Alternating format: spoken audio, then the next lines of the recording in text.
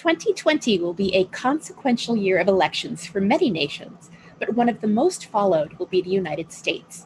Before COVID-19, the trial of new technology threw caucuses and primaries into the center of the controversy. With the coronavirus, the national debate about the security of mail-in voting has ignited. Our next presentation will address the particular facts and expectations surrounding the 2020 elections from a security point of view. We present Harri Hursti with 2020 Elections, What to Expect. Thank you very much. It's so nice to be back, and I hope I kind of get the vibes. This is one of my favorite conferences. Always fun to be back, and it's so sad that we cannot do this in person. So 2020 is going to be an election year in a number of countries, and as mentioned, US is going to be probably globally one of the most followed. So this talk is going to be a little bit having a conversation, how we got into where we are right now, what is going on right now, and what to expect before end of the year, and how you can help if you choose. So first of all, we are going to be a couple of times clarifying terms, and recently, very often, it has been mentioned by certain political speakers that voting is a privilege. No, it is a right. It is a right and a privilege, but it's foremost, it's a right. And the founding fathers of the United States tried to make it clear by mentioning that 5 times in the Constitution, so that there wouldn't be any questions about that. It also is a civic duty, and it's a mandatory in many countries. 15 countries is enforced, and four of those countries where it's enforced are in Europe, and there are 8 more countries where it's mandatory and compulsory, but it's not enforced. But when you look at countries like in Europe, Belgium, Australia, Argentina, that gives you a little bit of idea what kind of countries are seeing that this is so important. The participation is important. They have made it compulsory. Even Switzerland, which is kind of neutral in everything else, they have a compulsory voting.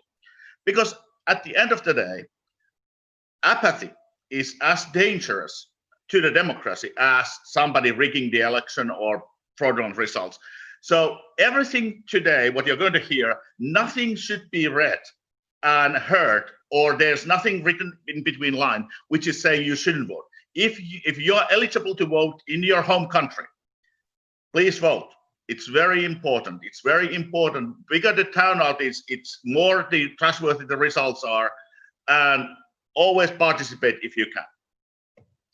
So this year, the presidential primary season was kicked off in February 11th in New Hampshire. I was invited by Secretary of State New Hampshire, Bill Gardner, to be there and observe and go around the state from one polling place to another. This is the actual ballot. There was a Iowa caucus, but caucus is not the election, and we will come back. Caucuses are run by the political parties. In New Hampshire, this is an election run by election officials. So this is what the actual ballot looked like. And in New Hampshire, it's very simple. It's a single page. It's not a complicated ballot.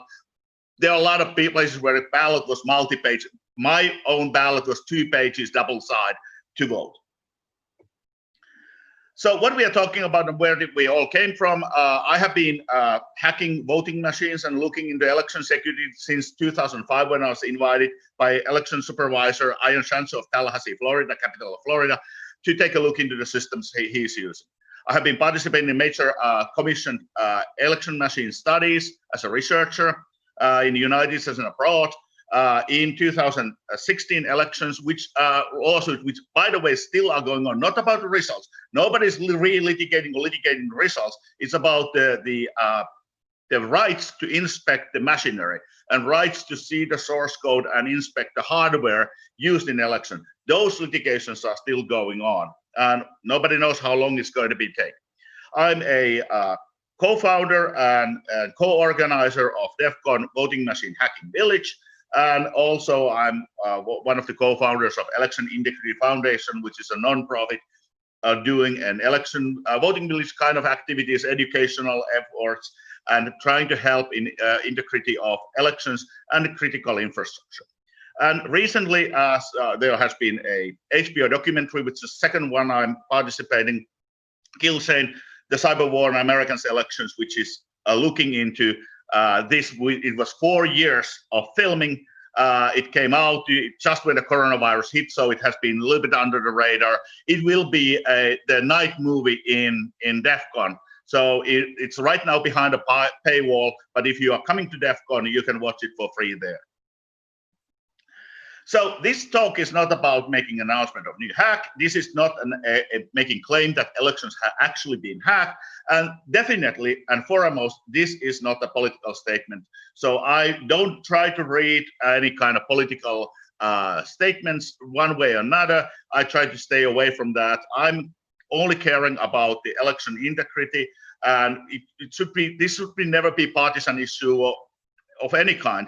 It doesn't matter who you are wanting to vote. Most important thing is that your vote will count as you cast it, no matter who you are voting. So this is all about that. So right now we are going to go first to the insights, what happened before. Then we are going to have a conversation about the future, what to expect, and where we're going to go. And also, as mentioned, I'm running a business which is a security company with election practice, but there's also a non-profit, and we are helping governments, and we're mainly working for governments in this area, helping them in understanding the equipment, understanding how to mitigate against the risks, what the risks are, etc., and also providing help to train people to do the security-related work and have a security considerations right. Attack simulations, videos, whatnot. So this is how it all started. This is the iconic picture of 2000 election when there was a pregnant ballot and pregnant shad and hanging shad and whatnot. So it was a punch card voting in Florida, 2000, and people couldn't punch the hole, and the recounts went on, and people tried to understand what's going on, who won the election. But it was really a result of an analog overflow. We had that actual paper, and we had that actual punch card stylus and the device, the butterfly device in DEF CON. And I'm a big, strong man. And when you start to push the stylus and try to separate the shads, when they separate from the ballot, they stack underneath that specific location. More popular your candidate is, bigger the stack is, and harder it is to push. So it's very easy to see that a senior citizen in Florida, with our shares, will have very soon a problem to try to separate that shad cleanly from the ballot. So this was extremely easy problem, which could have been foreseen, could have been solved, and as easily as just to say, poll workers once an hour go and shake that booth, because that would have been dispersed those shads underneath that location evenly, and the whole problem would have been solved. Well, that was a huge embarrassment, and America did what America always does in these kind of things. They came together and decided to throw a lot of money into the problem. And that's how Help America Vote Act was created, which is partly creating the problem we have right now. Because it created a pool of money, but no security standards, no mandatory standards whatsoever were imposed. So the states and the jurisdictions were pretty much left on their own, and there was a cold rush. Everybody went to the future shop and bought whatever was trying to be sold to them and implemented it. So the step which should have been taken first is, let's think about the security implications, what we are doing. Let's make a design, right procedures and everything. That whole part was missing, and that created the ground which the controversies we are seeing today and in going forward are meant to. And also because the federal government really doesn't have much to say in this. First of all, as equipment and software comes, the only part where some oversight is when you're looking in a vote acting devices. That leaves leaves the majority of the election infrastructure outside of any kind of federal oversight. But also the standards which are used, they are not standards, they are volunteer voting system guidelines. And as their volunteer and as their guidelines, there's a lot of relaxation in that. And also the text itself in the guidelines which are used today and which has been used against the certification of these machines is basically silent about anything to do with computer security and system security. So it is more, let's not electrocute the voter, let's not electrocute the poll worker, let's make this safe to use and emissions and whatnot. Now, this is the problem in the other part. We are really not looking the election the right way. Elections are never about the winners, because the winners are always going to be accepting the results. Democracy, which cornerstone of which the election are, the grand promise of democracy, and the one thing democracy has accomplished, unlike anything else, is a peaceful transition of power.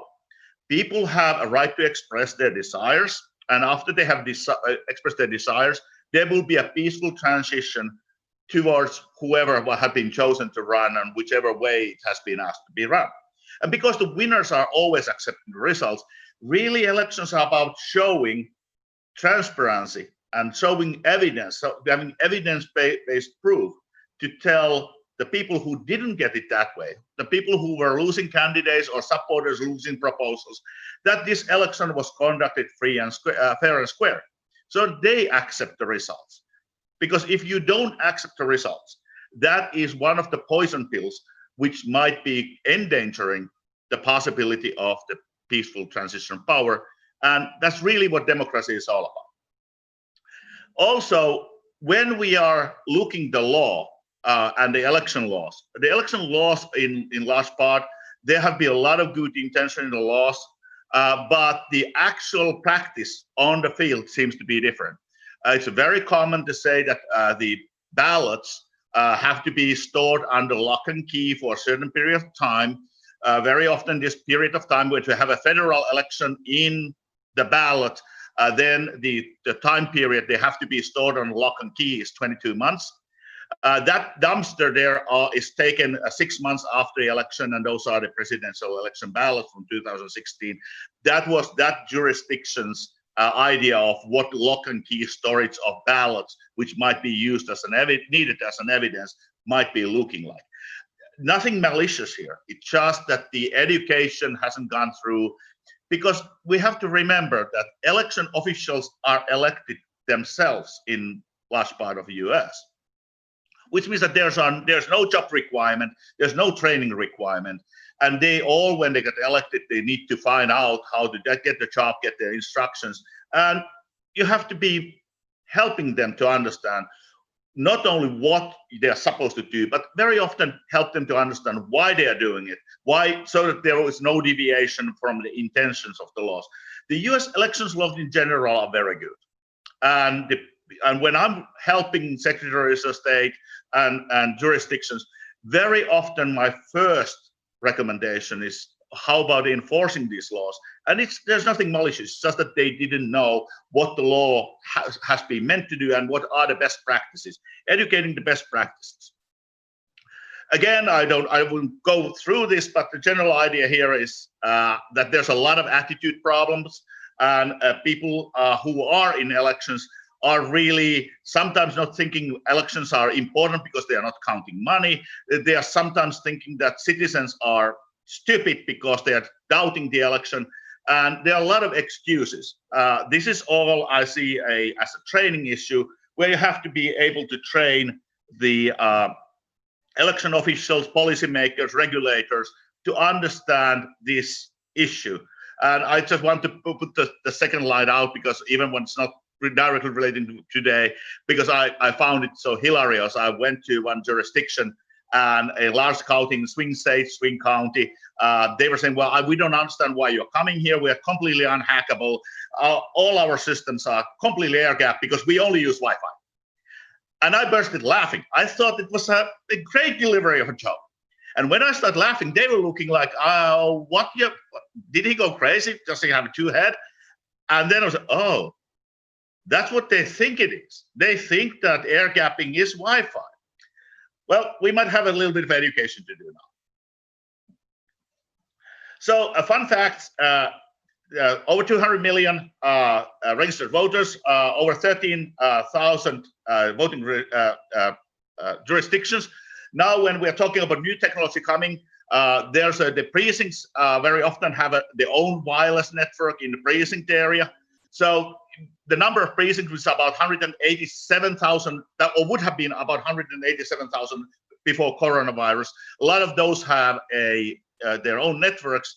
And the joke, which is not funny because it's true, is that you have about 30,000 active networks, but they are only running, give or take, 10,000 firewalls. A lot of these networks are really not protected. And the key thing here is that we have an idea in our head that there is an election office, and the election office has an IT department, and the IT department has a security practice. Well, nothing could be further from the truth. Almost nowhere there are security people, and actually most of the jurisdictions don't have even a permanent IT staff. Everything is outsourced and done with the volunteers. And when we look how much new technology has been pouring into the election area, we really should have an IT department which happens to do elections and not the other way around. So in the last 20 years, the whole description what election office is has turned upside down, while the election officials have not given the resources, the tools to handle that transition. And outsourcing really is not an answer in this environment. So right now, it's the lack of resources, lack of knowledge, lack of access to people and information and being informed. That is one of the big problems we need to tackle. Again, before we go forward, confusing terms, because these are very often used interchangeably, or they are not. Election fraud is basically a fraud against the voters, because election is a zero-sum game. Everybody's vote is tied to everybody else's vote, because all the votes are contributing to the same goal. This is the reason why you cannot say, who cares if I'm careless with my vote? I want to vote over internet or do crazy stuff or fax my vote over, but it's my vote. Well, that's not exactly true, because there's only one set of results, and people who are wanting to do irresponsible things are not only disfranchising themselves, but as a result, they are contributing the possible disfranchisation of everybody else. So we are really together here and working together to get the elections safe. There is no option, I want to do whatever I want because it's only affecting my vote. No, there's only one set of results. So election fraud is ultimately a fraud against the voters because it alters the results. Voter fraud is completely different, because that is an umbrella term for voters who are not legit voters, who have no right to vote, and they are casting a ballot. And these terms are completely different. As you can easily see, voter fraud is always individual based. It is a retail. That's it's hard to scale. While election fraud is something which is scalable to a large scale. But these are completely two different crimes, completely two different problems, and it really is important to push this to separately so that we know what we are talking about. So one of the things which I feel over the last 15 years has been a little bit misleading is that we have been over-focusing into the voting terminal, whether it's a touchscreen machine or whether it's a paper scanner, because that is such a small part of the whole infrastructure. The whole election starts from voter registration databases. It comes from there to e-poll books. There's the election management system where the ballot definitions are. The ballot is designed whether it's going to a print shop or whether it's on your screen. It's the whole tabulation, all related to that. It's the election night reporting system and all the reporting systems which are separate. And these systems very often come from completely different companies, and it's not uncommon that there is a homebrew code between these systems and definitely homebrew practices between these systems. So and then there are other things like campaign financing databases, et cetera, which are also managed very often by the election officials. So we have been looking very narrowly The public discussion has been very narrowly focusing in one area, while from an adversaries, and whether it's a individual, adversary person, or whether it's a well-motivated, well-funded foreign nation state, the attack surface is way bigger than what we have been focusing in our discussions. So before coronavirus, this all was supposed to be different. And there has been a continuity of 2 rollouts in the area. This whole change of having computerization started 2002 in a massive scale because of Help America Vote Act, 3.6 billion.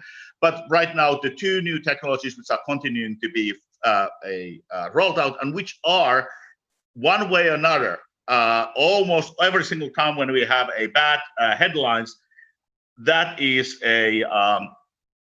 those are going to be involved in that. And the other one is the replacement of paper poll books with electronic poll books, which are very often just normal tablets or normal PCs running a software, and then rollout of ballot marking devices as a universal voting method for all voters. We will go in detail to both of these. So electronic poll books, these, since you have especially in places where you have tens of thousands of voters coming in during a normal year into one location, you have to have a multiple station where people are checking in. And for that reason, you have to have a network where the poll books are synchronizing with each other, who has been already checked in this location. And very often they have an internet cloud backend, which is giving access to the other databases, giving same day registration, allowing you to have an oversight what's going on, etc. These databases are when you have a data from DMV and what not of this kind of system, it's an import export process, because also after election, the who voted, that is a public data. So there are a lot of updates which happen in the election day, address changes, even name changes in some cases. And even the fact that you voted, all of that has to go back to the statewide or county database because it's a public data and it's data which is needed to be collected. So there's a massive amount of data which needs to go back and forth. And because these systems have been developed, the poll book system have been developed separately and by completely different entities than voter registration systems, there has to be a data formatting and whatnot. And this is not regulated. There's no a federal guidelines how to do it. Some states are have enacted their own security guidelines or security standard for this, but there's no uniform here. And when you are reading in the news that somebody found millions of voters from a cloud server without password, it usually is the data uniformication and data reformatting needs done by the vendors of the technology, taking the database, mangling it, and putting it uploadable to the data to the e-poll books. And these are really a general purpose machines. We have had in DEF CON Voting Village a few of these machines. Of course, you need to have your Candy Crush and Netflix player in your e-poll book system, because why not? Especially when there are network devices communicating to internet, there's no problem there. Again, the massive issue here is if somebody gets access, if a adversary party only wants to create chaos, the only thing needed is, for example, in a primary, take a small, tiny percentage of the voters, change their address, change their party affiliation, do something for the data, and it immediately causes long lines, because now the data needs to be validated, there's provisional ballot casting, there's a lot of things which needs to be done. And again, when democracy is fragile, but democracy is very emotional.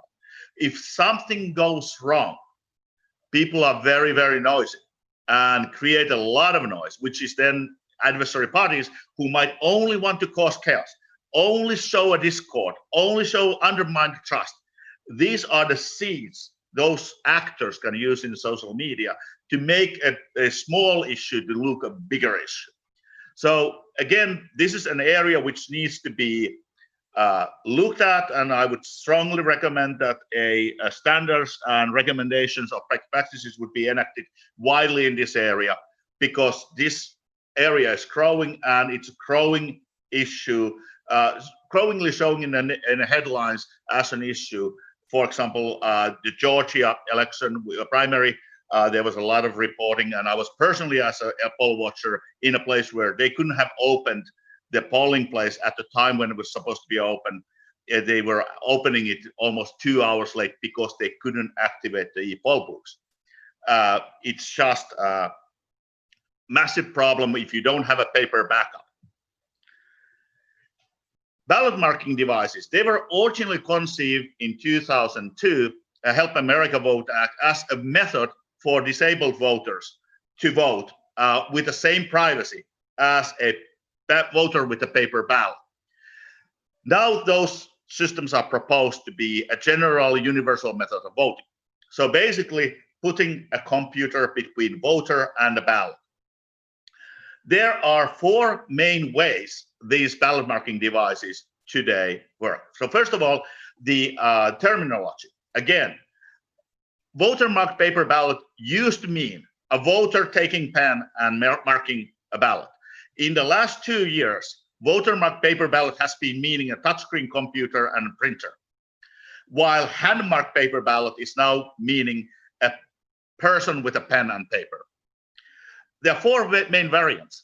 It's the device which prints really the same ballot as the human would have been filled and oval filled. The machines which are printing a 2-dimensional barcode, a kind of QR code, with an encoded result, encoded votes, and then a human readable summary of what the voters' choices are. Hybrid devices, which we have been calling in the security community lovingly licensed to cheat, because these devices commonly ask the voter, would you like to inspect your paper ballot before actually printing it? So if you say no, it really can print whatever, and it goes directly through the scanner and to the ballot box, and the voter cannot change the mind, say, oh, I really would like to know when you print it, see it. No, it's all too late. And there's a new system, hybrid, where you can use a web interface and web to make your pre-selection of your choices. You're given a QR code into your mobile phone, which you show to the machine, and then the machine asks, I'm going to print the ballot, would you care to see it? Of course, most of the people say no. So now you don't know what the barcode said, and it's going to be translated to another barcode, and it goes down to the train. So these obviously are convenience, and the problem, as we as a professional know, convenience is always an enemy of a security, because people are lazy. And again, the ballot marking devices have already been subject to a number of glitches. One of the big questions here is, what is the voter record? Is it the barcode or the human readable? People who are proponents for these devices, they make 2 claims. The first claim is, oh, there's the human readable, so if there's something wrong, you would catch it. The second part is to say, well, these devices are preventing voter errors like overvoting or undervoting. First of all, for the last decades, the voting machine, the scanners which are taking your hand-marked paper ballot, they have had a capability of returning the ballot to you if you are undervoting or overvoting. So that feature has been already existing, and it has been up to the jurisdictions if they enable that feature or not.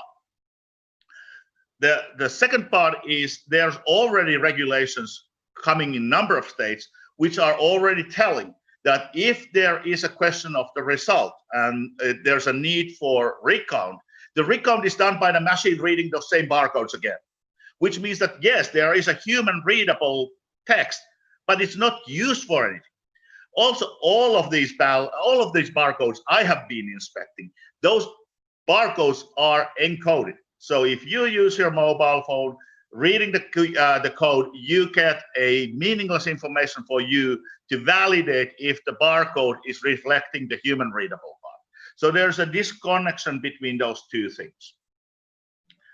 So we are in the situation with the ballot marking devices where this is probably the most emotional, most heated area of controversy right now, because the ballot marking devices really take away the possibility of risk limiting audits. If you cannot trust the trail, if you cannot trust from the origin of the paper trail to the chain of custody and everything, now you're in a situation where what you are auditing, what is the value of the audit? And to demonstrate this, one of the many times Hope speaker, Professor Alex Haldeman and his team in the University of Michigan, they conducted an academic test, and the academic paper is downloadable, where they ran a mock election, which was truncated, simplified version of a previous election ballot, asked the voters to vote with these ballot marking devices. And they were explained that this is testing the user experience of a new voting method. Unbeknown to the voters, every single paper ballot coming out of the machine had something changed.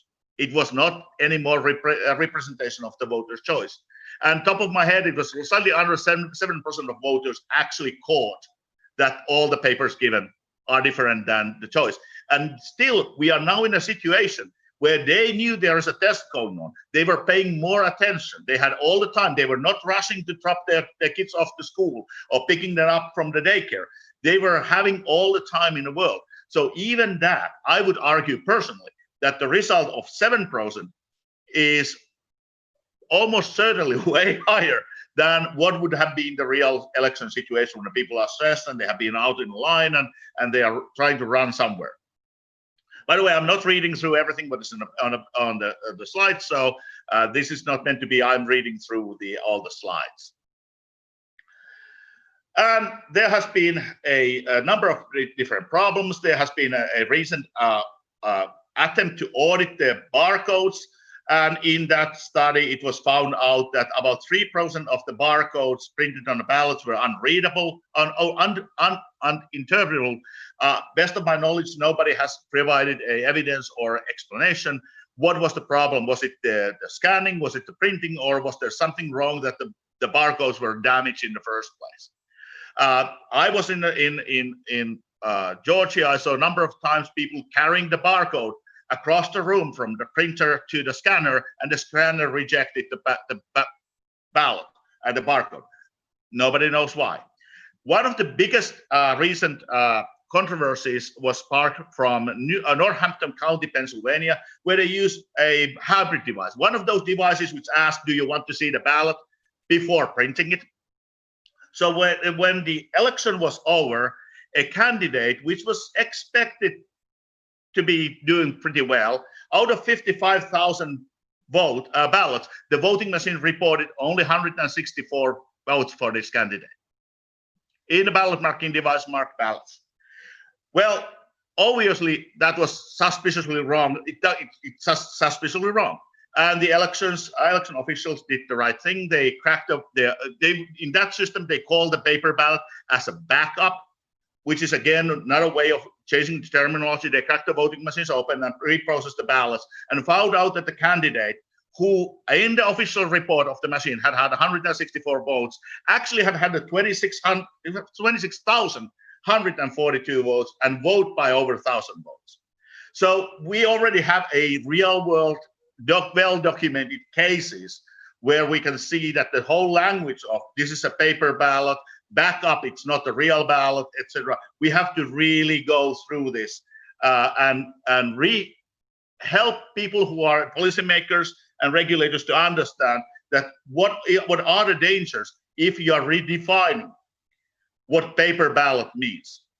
Because in common sense and in common layman terms, paper ballot is a human pen marking the ballot, not a computer using barcodes. Now, the controversy of mail-in voting. First of all, the mail-in voting is nothing new. It has been around for 150 years. Before coronavirus, in 5 states, the only way to vote was vote by mail, so mail-in voting.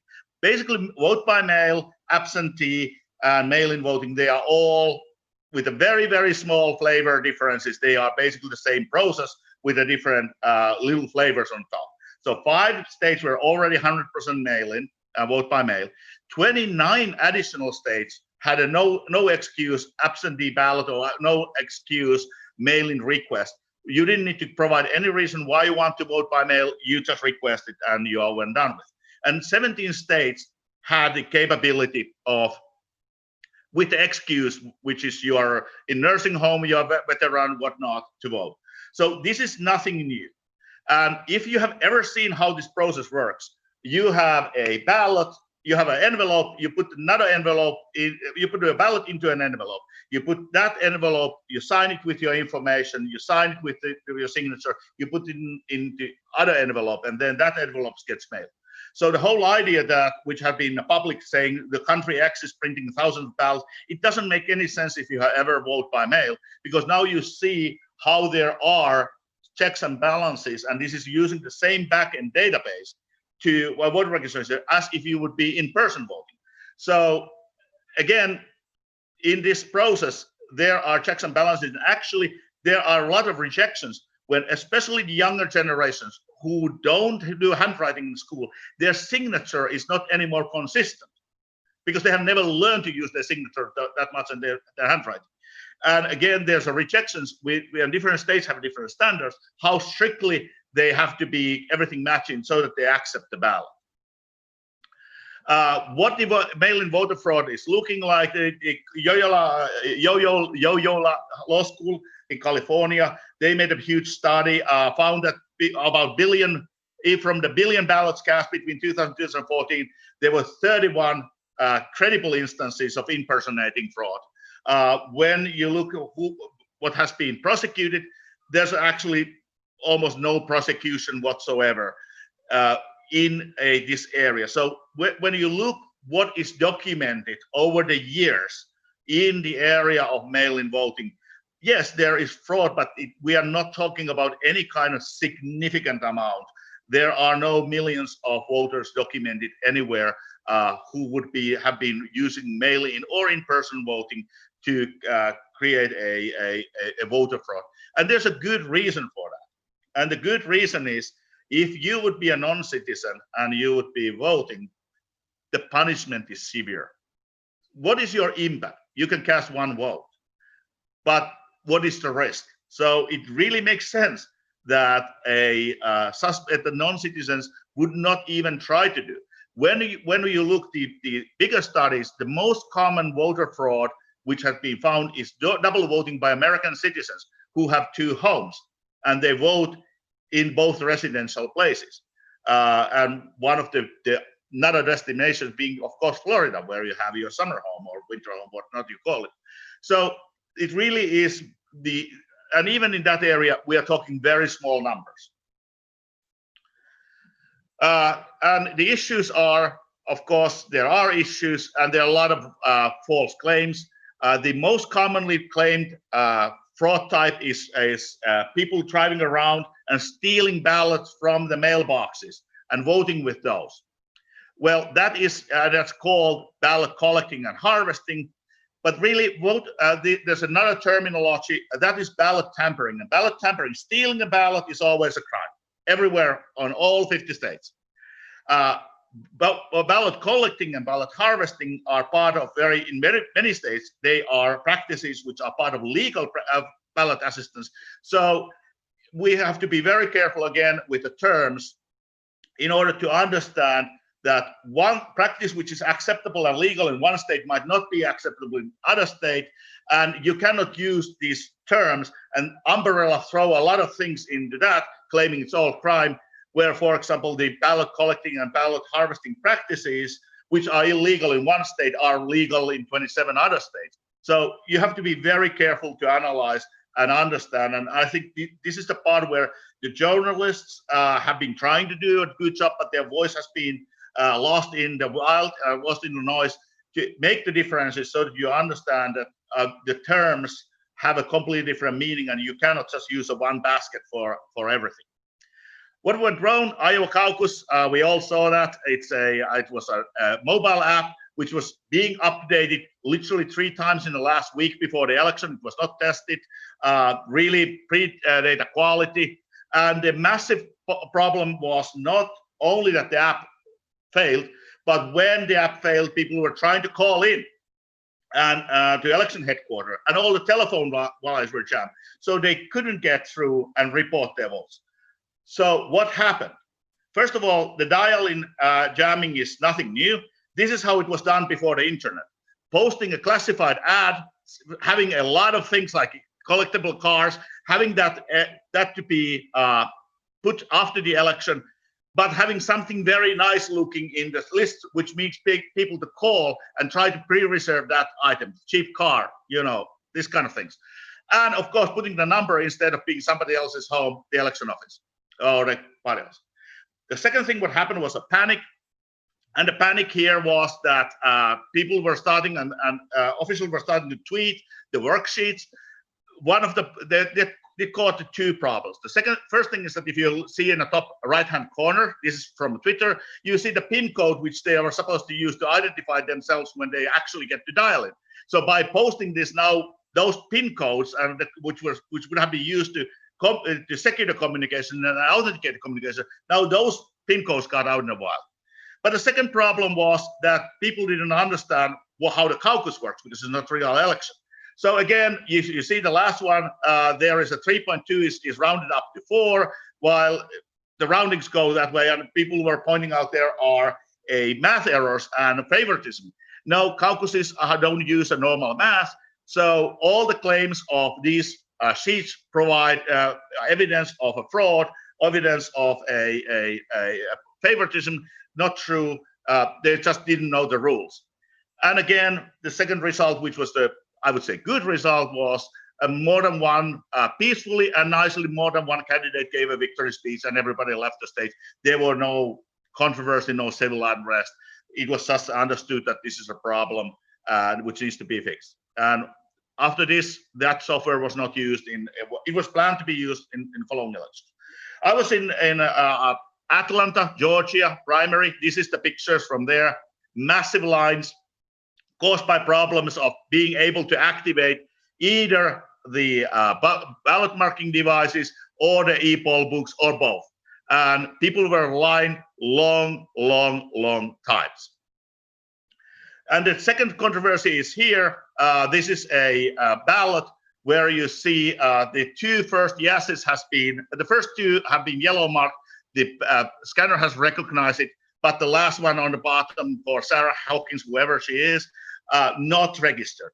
So the new controversy have sparked when the ballots have been worked with the legit votes, and the legit votes have not been recognized by a scanner.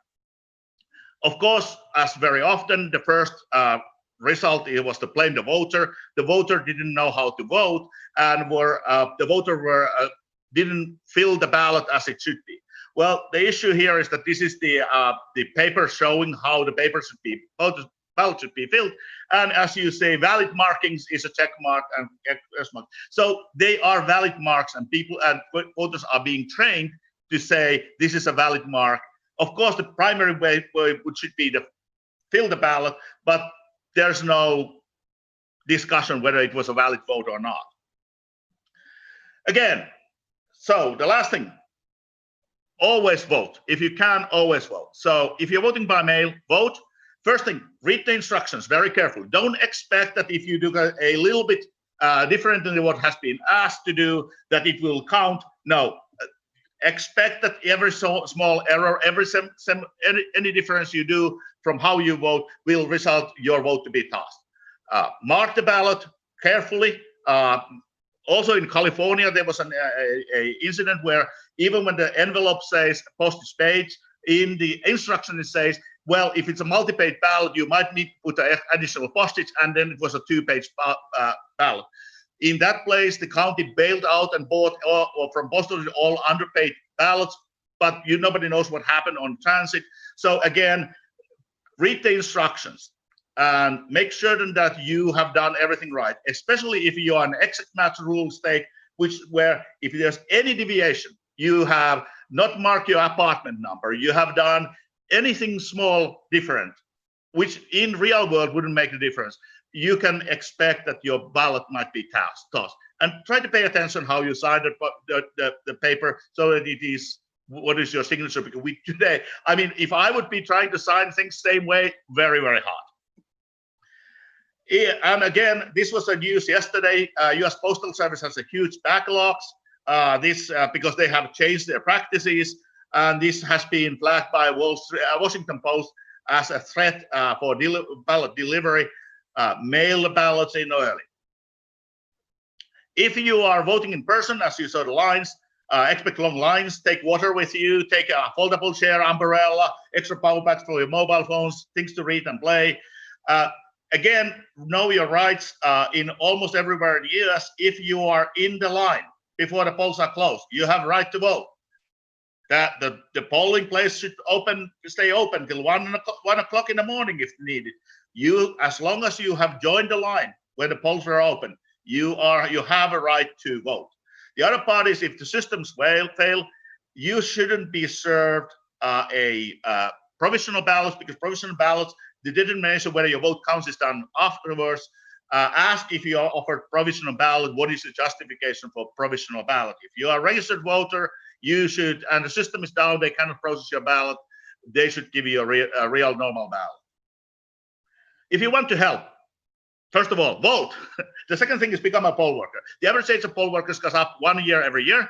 And the other part which I want to promote is the Cyber Search Initiative, which is an initiative to pair security researchers, security professionals, hackers with local election officials who need help. This is the way to give them access to the information and knowledge they need. The last, this is a real voting machine used in Windsor in New Hampshire. It is a physical thing. It uses ink. It gives a bell. It shows how many ballots have been going in. This is exceptional because they have so few voters. They are hand counting the ballots. That's why they hit results always fast. So what to expect? These are my predictions. First of all, the cities and large jurisdictions will get their results late. So in the election night, you will have one night of results, which are going to be smaller jurisdictions. Those are being reported in fast. After that, it will take a while for the larger jurisdictions. Don't expect the results to be that night. Expect that this might be a week-long time when the results will be moving. Also, because the process is slower, there have been already in the primaries wild swings where there have been over 15% swings. That's just because the results are coming in slower.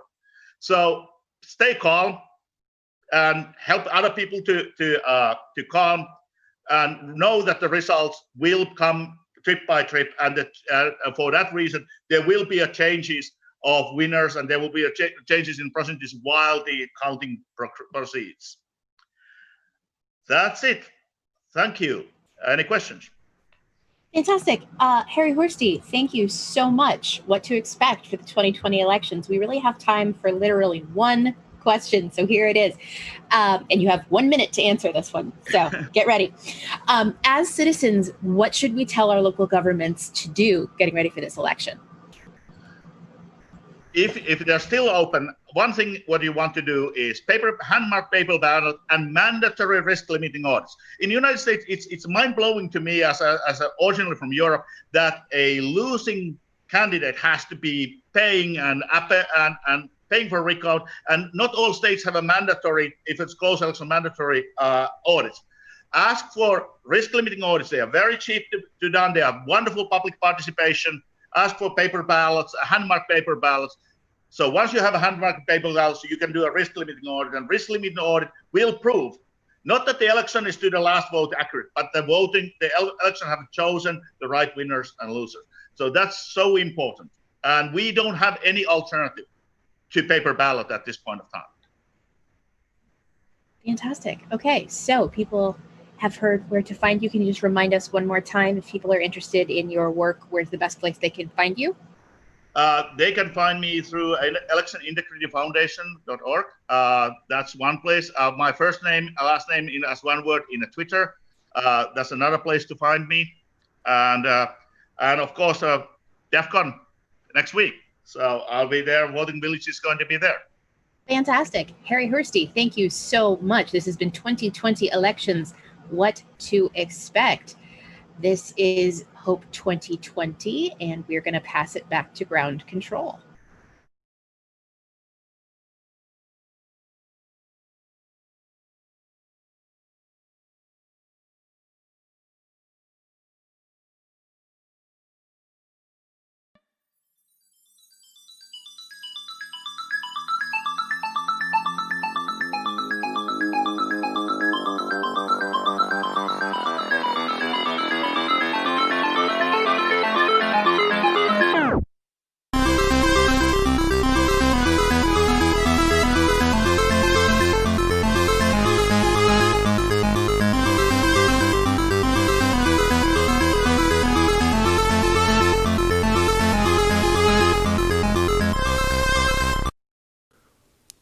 Shout out Hope 2020. We've got 60 seconds. Let's do this. Do you remember your first issue of 2600? Do you remember your first meeting that you went to? Do you remember the first binary you compiled from source? What about your first PC build? What about the first script you wrote? Bash? Python? Lisp? Something else? Do you remember your first cyberpunk author? Your first capture the flag? Your first red team, blue team? What was your first VM that you spun up? How about your first Kubernetes cluster? What about Docker? 3, 2, 1. You're a hacker.